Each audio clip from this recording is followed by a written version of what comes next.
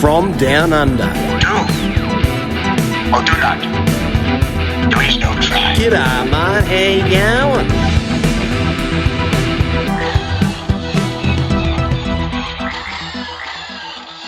Hey folks, how you going? This is Adam O'Brien, the Lethal Mullet on, of course, Fantha Podcast Network. Over here, of course, I am the Fantha from Down Under, Australian correspondent for Fantha Tracks. And here on Fantha from Down Under tonight, I have my dear pal of Let's Voltron podcast, the co-host, and let's just say a massive, huge modelling fan, and you're going to hear about that tonight because he's got a one-of-a-kind model in the anime universe, which, of course, is just giant. And when you hear about it, folks, you're going to go, how did he do it? How did he do it? That's right. It's, of course, Gregory Tyler. Mate, how are you?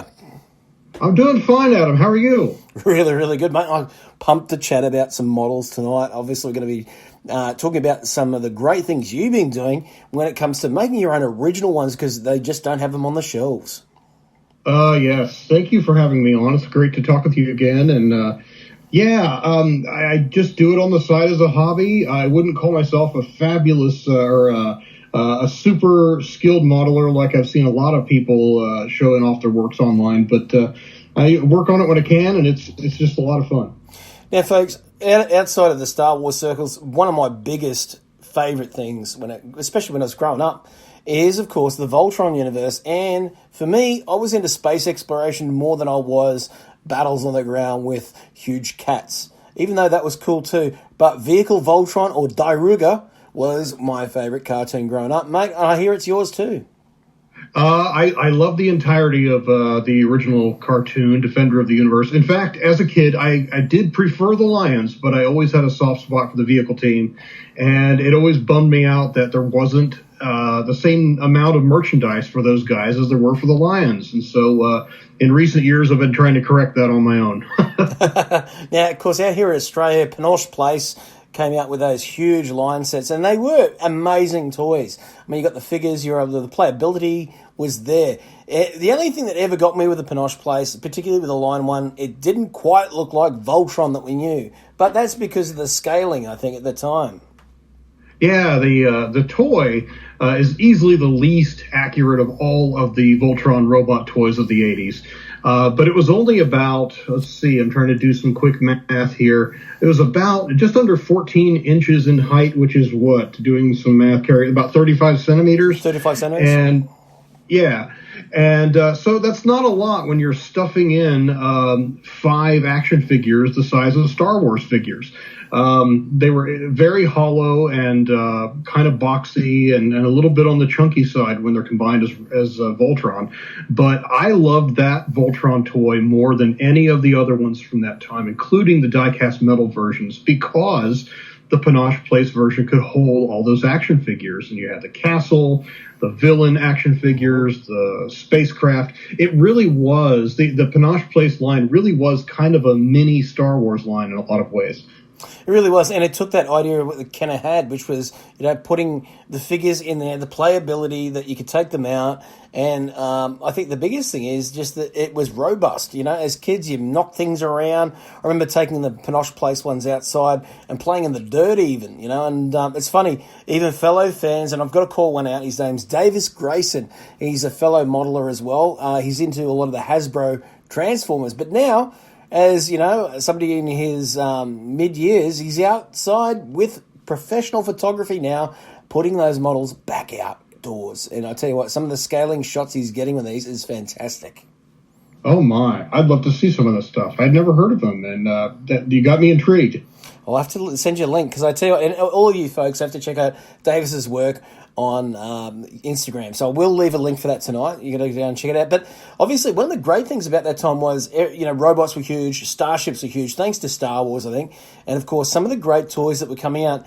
And I think the other one that really influenced, Pinoche Place was the mini rigs that Kenner put out, which weren't in the films. They certainly weren't in the cartoons that came out, or even in Caravan of Courage or Battle of Endor. But these sort of mythical mini ships that were put out in the Kenner line.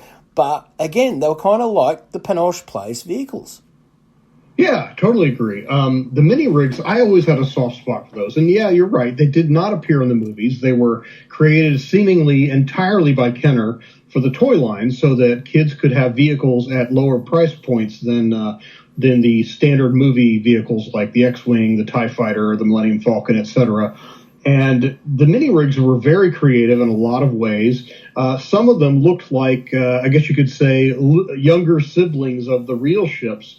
And some of them were quite different, and I thought all of them were really innovative, and they were fun. And yeah, they were kind of reminiscent of what Panache Place did with the Voltron Lions and the villain vehicles. Oh, without a doubt. And I think that's the thing is it's influenced us all later on. When I was in art college years ago, back in 2002, there was a group that were doing animation, and they were doing just regular, I suppose, advertising, that sort of stuff. But what's interesting is all over their walls were 3D sculptures or isometric drawings, all the starships of speeders, and you could tell they're all completely mad with either Star Trek or Star Wars. And some of these guys, their hobbies were to go home and literally pull apart model kits and put together these things themselves. Which is really cool. And as you and I'm sure many of your listeners know, that's how a lot of the Star Wars vehicles from the actual films were detailed, or in fact built. Like the medical frigate from the original Star Wars trilogy was built from a kit bash of I don't know how many ship and plane model kits smushed together, and it looked so great on screen. It really does, doesn't it? I mean, it looks otherworldly, but at the same time, it feels real world. And I think it's because of the level of detail that those ships had. And particular, that's been translated even back in the day to the 90s Dark Horse line of comics where they had the old days of the Jedi. So the Tales of the Jedi and Knights of the Old Republic. What they would do is, I mean, they were illustrating it, but they still had that same thing. Well, okay, look, if this is a real thing, this is the shape, how much level of detail would the ILM guys have had to do to really put that scale in there? Yeah, that's cool. I actually have not read that comic, but now you got me wanting to do that too. You're gonna have me adding a whole lot of things to my bucket list here, Adam. We sure will. Now, one of the great things that you've always been a fan of, obviously, Star Wars, Star Trek, and Voltron itself. But tell us a little bit about your Star Wars fandom as such. Like, what is some of the things that have rung true for you? Was it Empire Strikes Back, Return of the Jedi? What was the quintessential moment that said, "Hey, this is cool"? Oh my! I don't know. I don't know if I could pick one moment, but I'm definitely one of those original trilogy's best kind of people. And that's not to say that anyone who likes any of the other films more is less of a fan. There's one thing I cannot stand. It's when people talk about true fans doing this or real fans liking that. It's all that's just silly. I mean, if you like something, you're a fan. You're a true fan if you like any part of it. So, but for me personally, I'd just say the entirety of the original trilogy. Great stuff. Oh, nice. Yeah, I'm going to say something different. For me, it was Caravan of Courage. I mean, I love the original trilogy, and I always enjoyed those. But I think I always enjoyed them on the level of the likes of, Indiana Jones, great adventures that you could chuck on a Friday night and literally just watch all 6 hours of it, straight all the way through. But I remember the special, which came out here. Now, it didn't show in the United States on the theatre screens. And when I chatted to Mace Tawani himself, Eric Walker, so that's the star of this film, Caravan of Courage, he had no idea there was a cinema release. He goes, "You're kidding, right?" And I said, No. It showed out here in Brisbane. So we saw it, and what got me was that anyone could be a hero. And I think then I got so hip deep in Star Wars, it just could never stop for me. That's great. I remember watching one of the Ewok films. I remember that it aired on, I think it was ABC at the time. Not the Australian Broadcasting Corporation, but the American Broadcasting Corporation. And I remember watching at least one of them. It's just been so long, I've not seen it since. The only memory I have is of Wicket the Ewok telling one of the kids, he's trying to repeat what one of the kids has explained about where they came from. And I remember Wicket saying something like, "Staku's a crash," or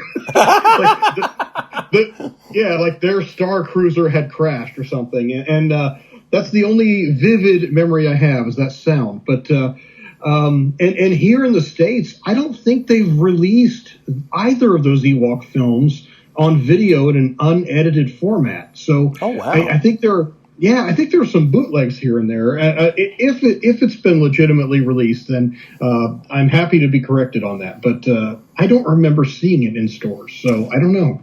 I think the only release I ever saw was back in 2005. There was a release of both the Droids cartoon movies. So I know there was a series of the Droids. I think they literally cobbled together a couple episodes and made a TV movie version of it. And then on the second disc was Battle for Endor and Caravan of Courage. So you get them, Oh, wow. but they were very limited release. And then around 2012, they stopped creating those once Disney took over. So, look, there's love for those ones out there, but I think it's gone the way of the holiday special, unfortunately. That's not good. I think when Retro Blasting covered Droids, they mentioned that Droids, and I think Ewoks as well, have never been released in the original episodic format. So that's troubling too. It's a shame too. I still remember the VHS releases of a lot of those out here in Australia, and they were fantastic. They come in these beautiful cases, with glorious art. And that's the one thing I do miss about VHS is that we had such great poster art, which we just don't get now. Everything's, hate to say it, photoshopped, and that is, I suppose, the tool of choice now for artists, but still just something about even the Voltron cassettes back in the day on VHS. Wow. Oh, yeah. The old style where it had kind of in retrospect, at the time, it was just all that we knew. But in retrospect, it felt there's a handmade quality to VHS covers and designs and all that. And I do think that the crisp, clean lines of computer enhanced or computer aided art looks really, really good. But there is a kind of organic quality that I do miss. Yeah, it's like digital photography, I suppose, to a certain extent. It misses that human quota, or that chemical process. I mean, there's something beautiful about, even if it's a mistake, there's something beautiful about it. Yeah, and that's not to cut on digital tools or the use of digital tools, because I certainly have been using them in the modeling work that I've been working on. But yeah, there is a sort of a grassroots or handmade sort of a quality there in the older stuff. I feel the same way about animation in a lot of ways. As beautiful as modern Disney stuff looks, like I think of the movie Tangled with Rapunzel, the beautiful colors and all that. The animation today just looks phenomenal. But there's something about the original Snow White that is still so appealing. It's a quality that just isn't there in the new stuff.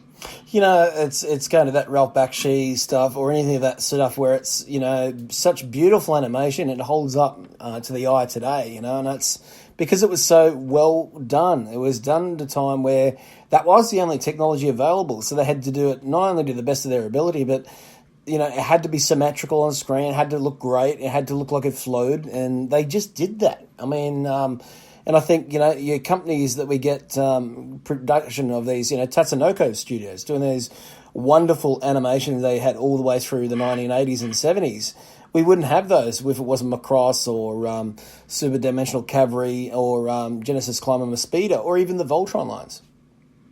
Yeah, Voltron was made by Toei, but yeah, the same kind of thing. Yeah. I mean, certainly. Yeah, the cell animation, hand painted cells, and all that stuff. Yes, I just love the look of that stuff. It's organic, I think that's the big thrill of those was that they're of that organic design, and I think it goes straight through to what we're doing now. I think that influences what we're seeing with Star Wars Resistance, which I personally have not watched. I just haven't found a good channel to watch it through here in Australia. But from what I'm told, it's heavily influenced by Voltron and Robotech.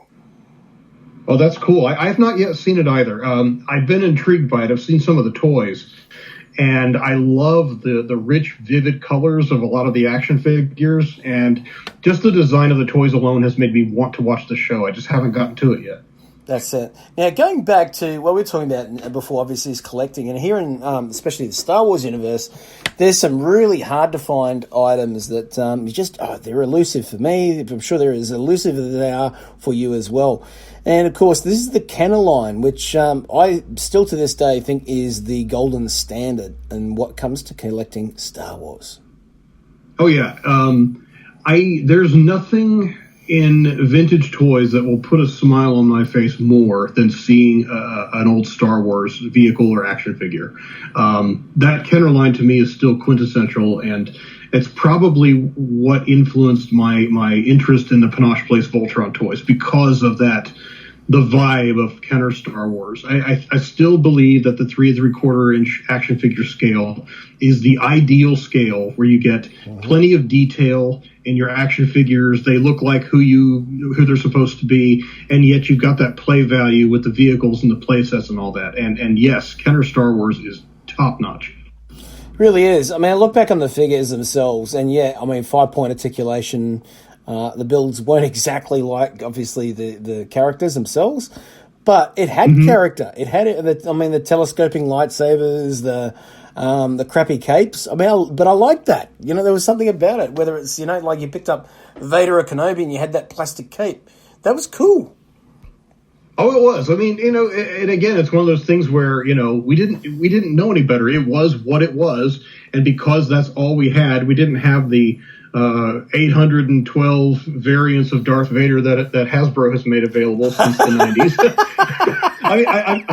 I pulled that number out of thin air, but I'm sure it's not far off. Kenner had one. They had the 12-inch scale version too, but out of the vintage 3 3/4 inch line, they had one Vader, and you liked it. That's it, and that's all they had. You look at it too.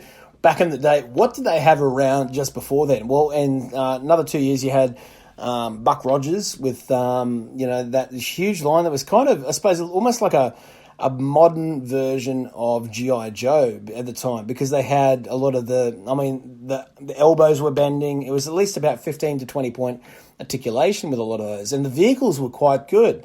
Buck Rogers Starfighter, and you had the enemy ship as well. But also you had Battlestar Galactica put out a line. Now, I can't remember that it was Mattel or whoever it was that put those out, but it showed you the technology was there to do more articulation.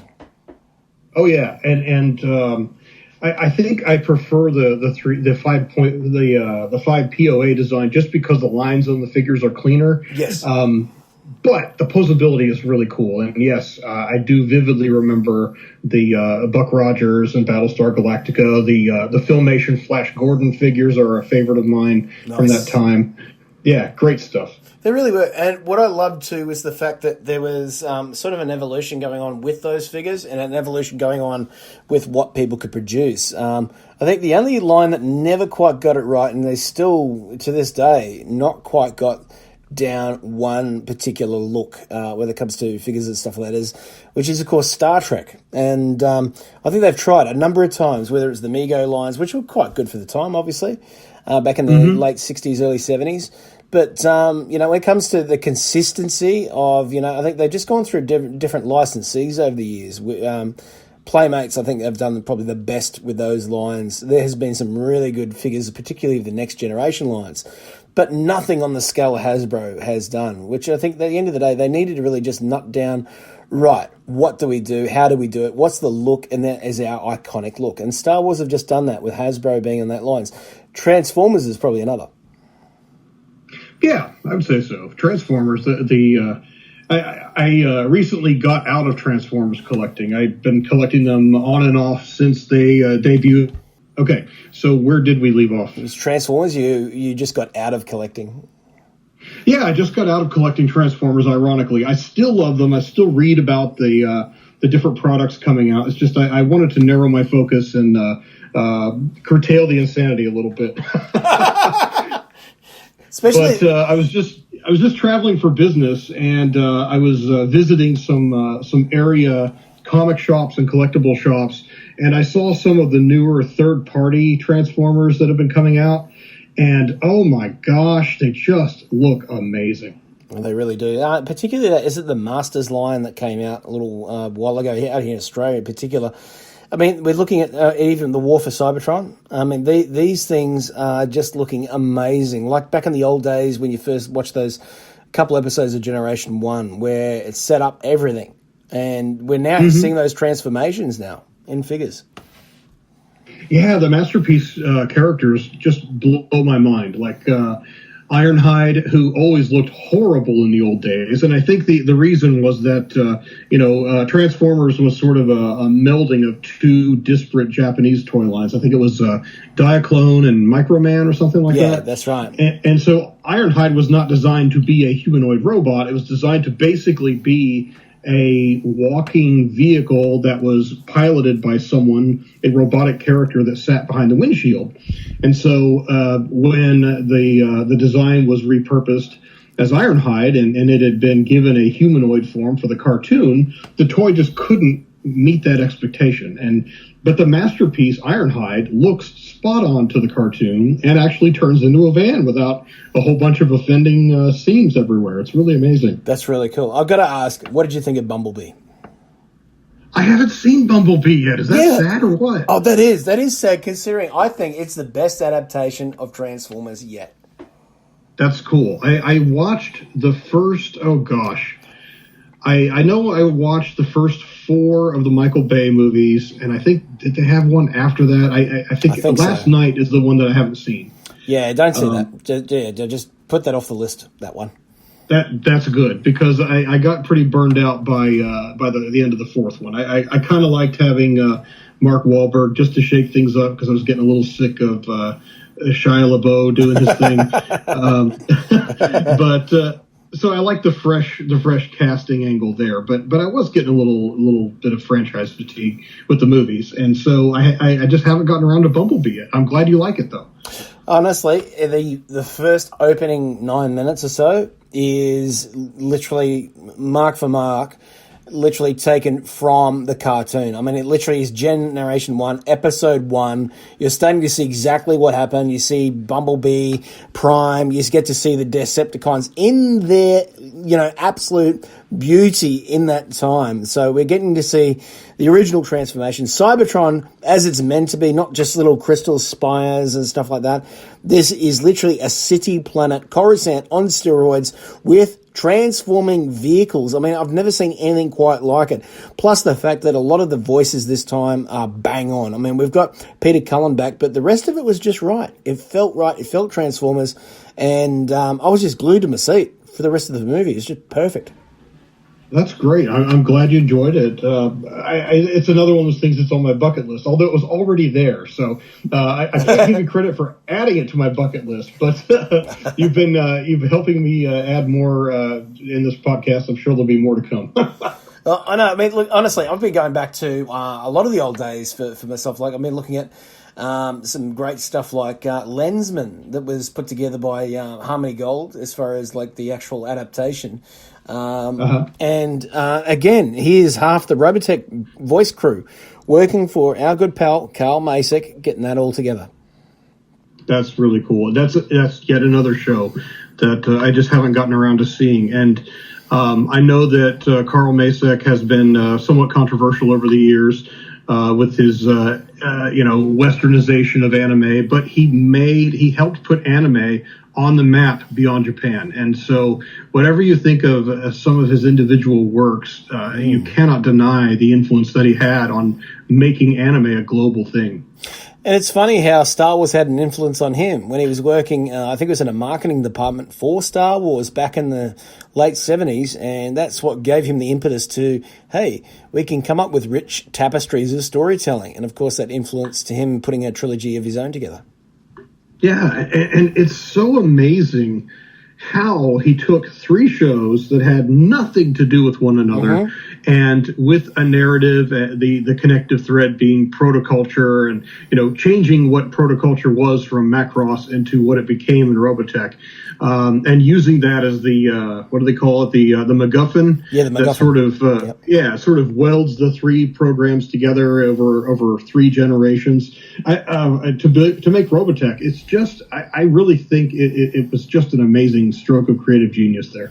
Really was. And if you go back to it too, like, even the original stories themselves are strong enough as standalones. I was watching recently Southern Cross just by itself. It's a far more adult story than what we see in the Robotech universe, but we get to see with that, I think also a difference is the music. Now, obviously the music was a little bit more, I think, symmetry in between all three series because they really kept that together. And it was that's a very motion picture-like soundtrack, the one for Robotech. But if you look at the original Japanese scores, they're very 80s pop heavy. And there's some American and UK influence in some of the, I think, cover sounds. There's one song in there in particular that is taken from Genesis, the band with Phil Collins. And, or it might even be just the old singer Peter Gabriel. But when you hear it, and you're kind of like, hey, I know that. And, it's just one of those great things. The Japanese have covered the song for the soundtrack, but done it with that beautiful synth score of the 80s. Oh, yeah. It's funny watching Voltron Defender of the Universe and then going back to the anime that it was based on, which is Beast King Go Lion and Armor Fleet Rugger 15. Mm-hmm. And the scores for those shows are so phenomenally different from what was used in Voltron 2. I mean, very pop influenced. It's really night and day, isn't it? It really is. And what's interesting is that then influenced as it went through to the early 90s with all the huge shows like Evangelion and obviously other shows where it moved in towards a heavy metal aesthetic. I mean, you watch a lot of those Gundams and it's the chugging metal, he's all the screaming and stuff like that they do in those metal bands. But that became the thrash metal scene was what was pushing a lot of those Japanese shows. Yeah. Just it's amazing how it's very obvious today when we say we're a global society. Well, that's really obvious now. but back in the day before the World Wide Web, we were around back then. We had to go uphill both ways in the snow to school every day, and we liked it. But the globalizing nature of the World Wide Web really has made everything far more interconnected than it had been. And so in retrospect, it really is interesting to see how media influenced media around the world before all that became so prominent. Oh, it's huge. Like, if you go back to, it's actually a piece of music by a band called Sepultura back in the 1990s. Now, this is a heavy metal band from Brazil, but they were influenced by a lot of the stuff that was coming from the United States and Japan as well. And they wrote a song on the Chaos AD album called Biotech is Godzilla. And then that was then taken and used in Japan. It was used on a lot of these animes.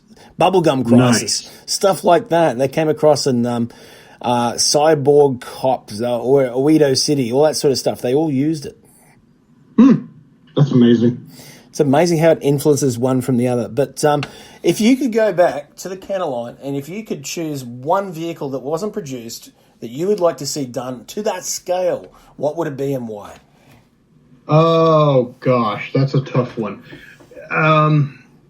So I guess to that scale is a little bit of a relative term because the vehicles that they did make were already sort of misproportioned to fit the figures and not cost an arm and a leg.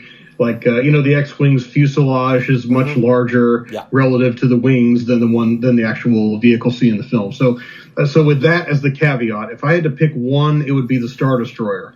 And I know that the Star Destroyer was sort of made as a playset, but let's face it, even when we were kids, it was kind of crummy, wasn't it? Oh, it was. It was terrible. It was cardboardy. Yeah.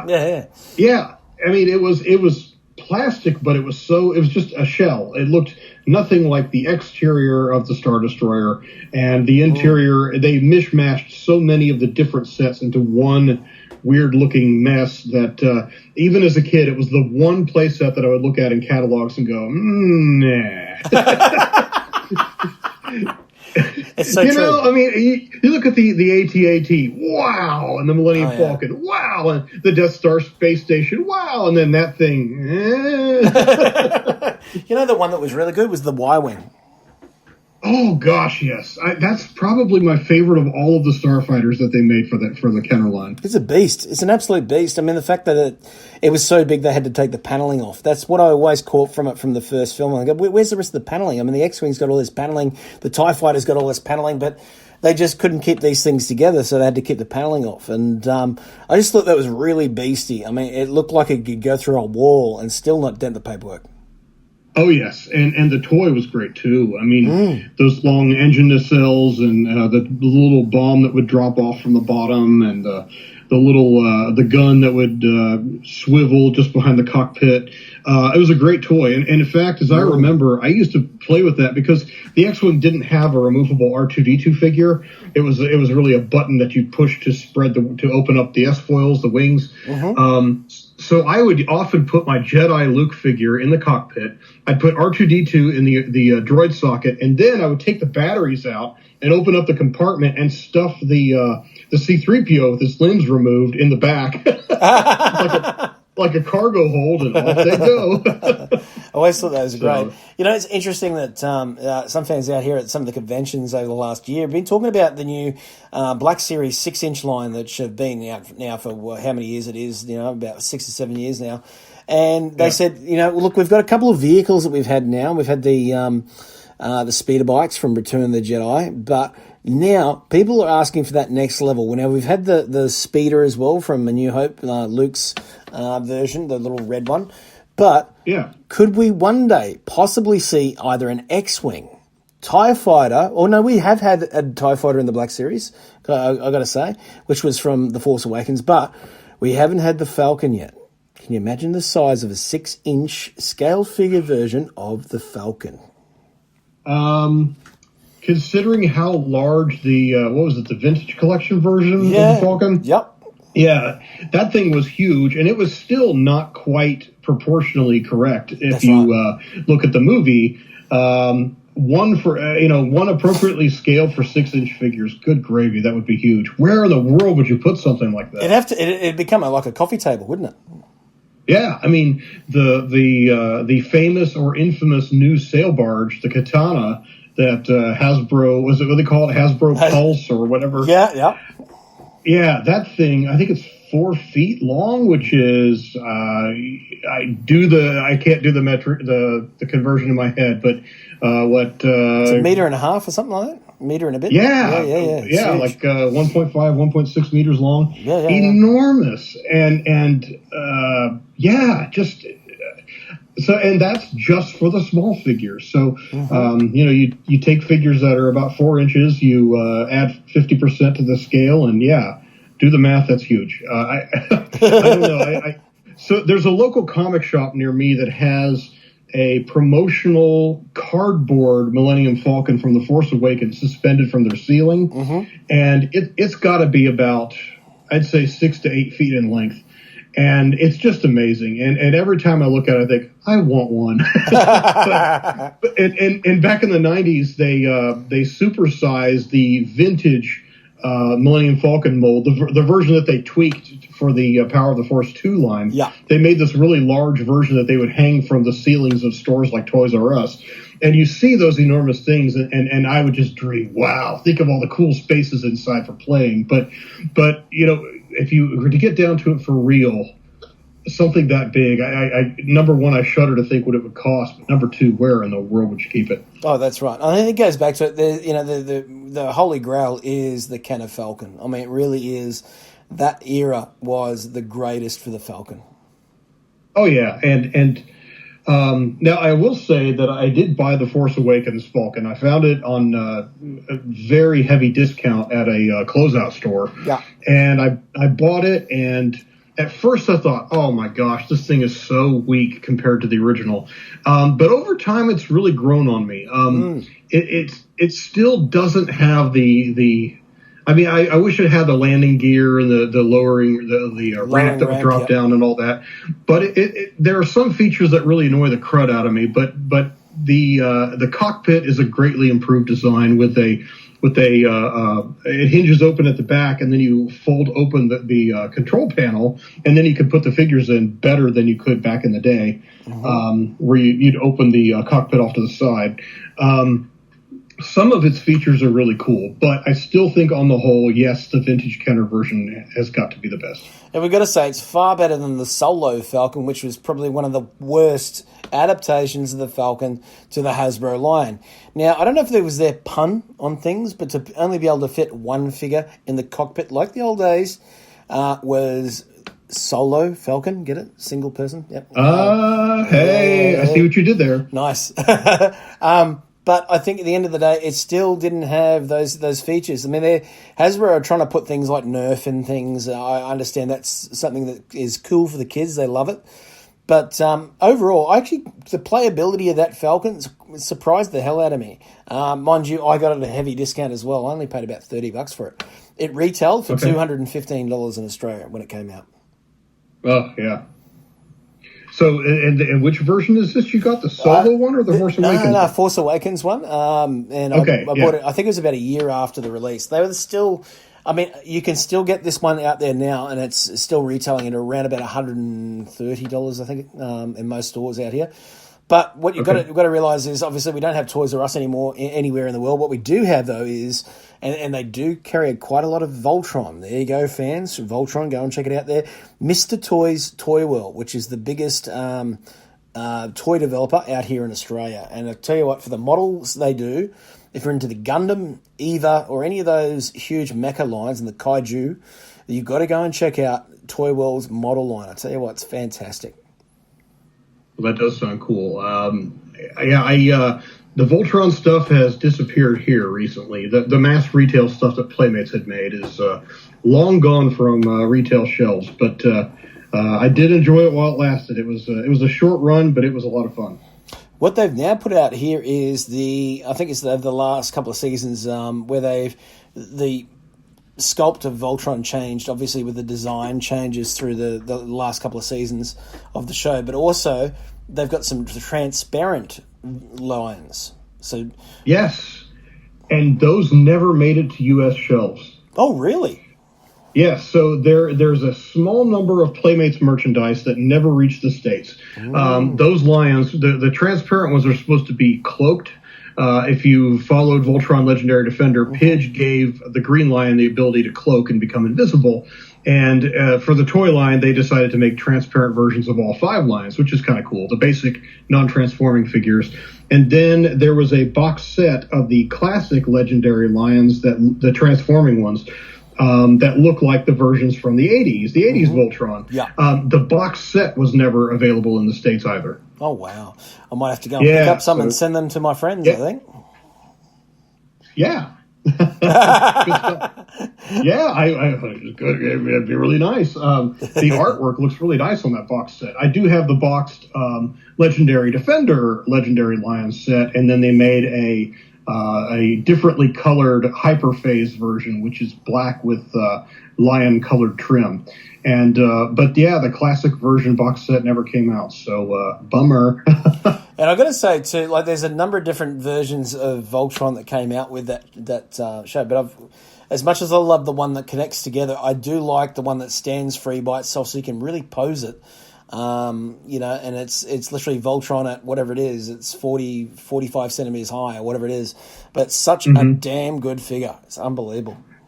Are you talking about the Ultimate Voltron figure? Voltron figure, yeah, it's amazing. Still sitting on next to the TV right now. I mean, it'll never leave there. That's how good that figure is. I love it.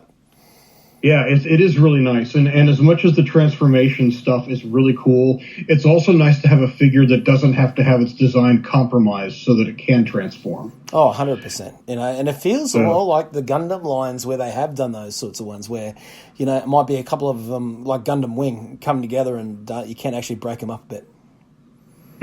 It's just brilliant. Nice. It's just amazing. So what are you most looking forward to this year when it comes to anime? Outside of Voltron, is there other shows that you're keeping an eye on? I have to tell you, my taste in anime is about 20 years old. I am way out of touch with modern anime, and I've heard that there's some great stuff out there. I just haven't been able to follow it. I have a 7-year-old daughter, and most of the time when the television is on, it's something that she likes, and as a 7-year-old with her own tastes that do not jive with her father's, and I'm cool with that. When I have the TV to myself, sometimes I enjoy just having it off. Does that make sense? Oh, 100%, 100%.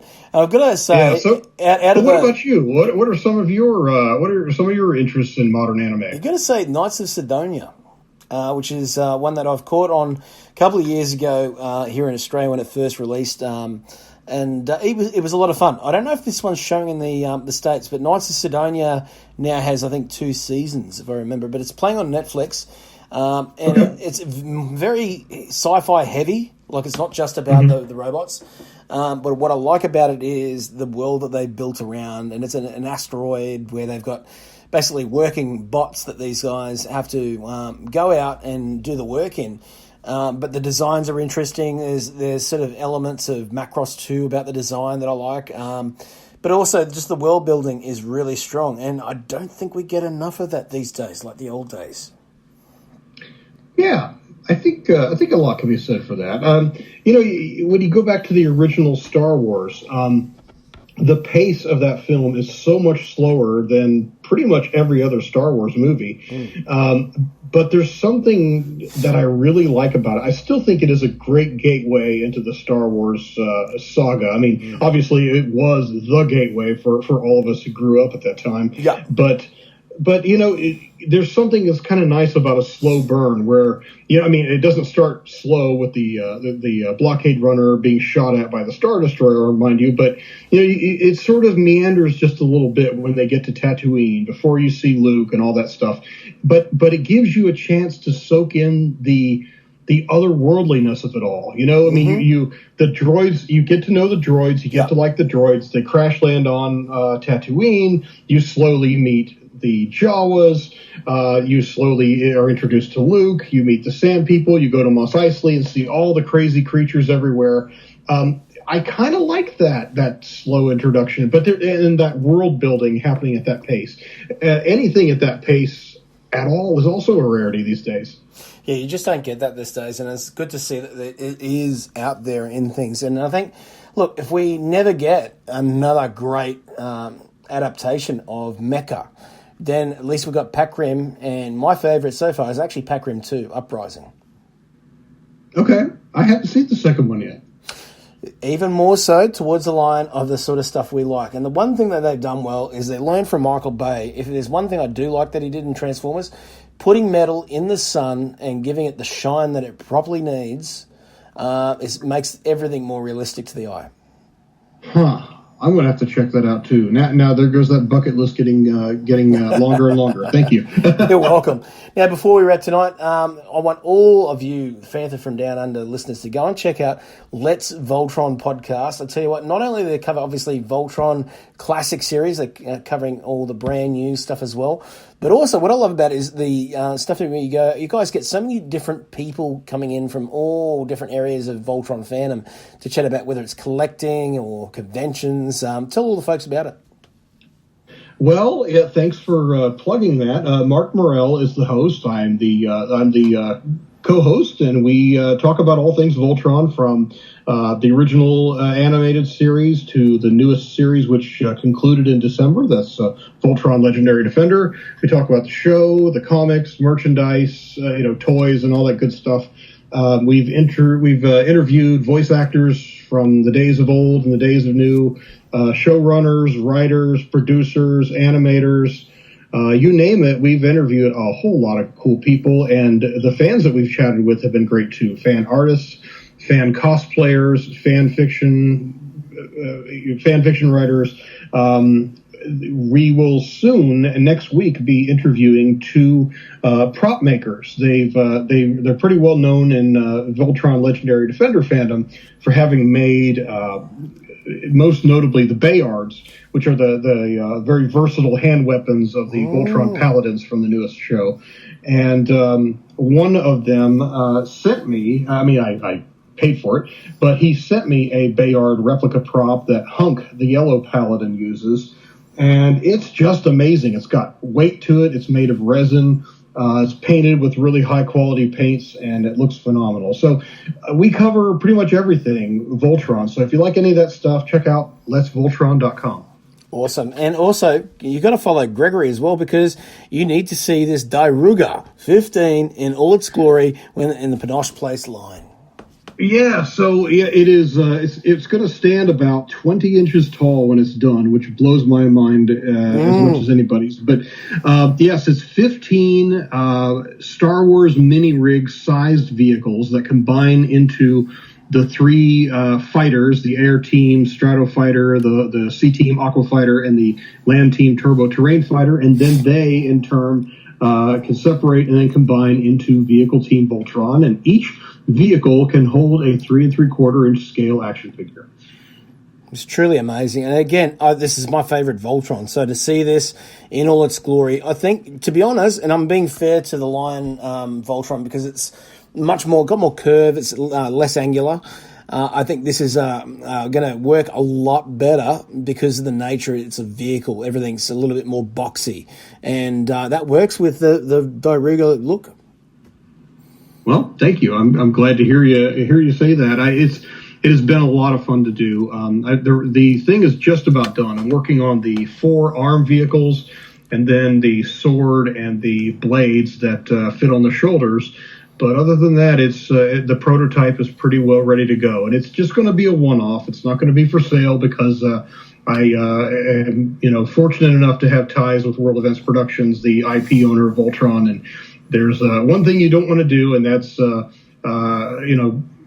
ruffle the feathers of an IP owner with an unlicensed product, especially when you know them. So so that's not going to happen. But just for my own amusement, and it's just been a lot of fun to do. So thanks for mentioning that. Oh, for sure.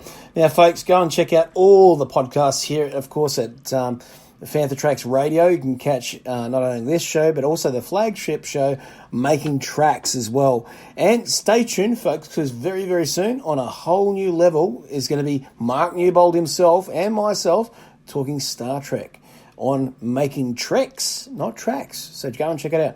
I'm Adam O'Brien. We'll catch you next time here on the Fantha from Down Under. G'day, how you going? This is how you can catch me on the web. That's right, your host, Adam O'Brien, the Fantha from Down Under. You can catch it Obi Pop Culture on both Twitter and Instagram. You can also catch me on the one, the only Fandom Podcast Network's Lethal Mullet Podcast. But check out Fantha Tracks itself. Check it out at fanthatracks.com. All your Star Wars news in one single file.